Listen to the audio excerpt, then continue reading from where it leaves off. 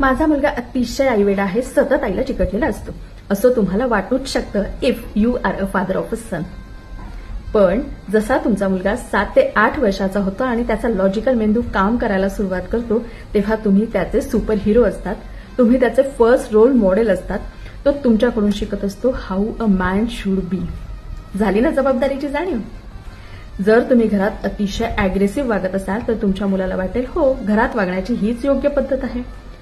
जर तुम्ही तुमच्या पत्नीचा पदोपदी अपमान करत असाल तर तुमच्या मुलाला वाटेल येस, बायकोशी असंच वागायचं असतं.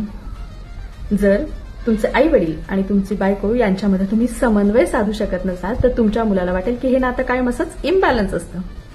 जर तुम्ही पूर्णपणे कामाला जुंपून घेत असाल आणि त्यानिमित्ताने स्वतःकडे, स्वतःच्या कुटुंबाकडे दुर्लक्ष करत असाल तर तुमचा मुलगा शिकेल स्वतःच्या कुटुंबापेक्षा काम महत्वाचं, पैसा महत्वाचा. येतंय का लक्षात?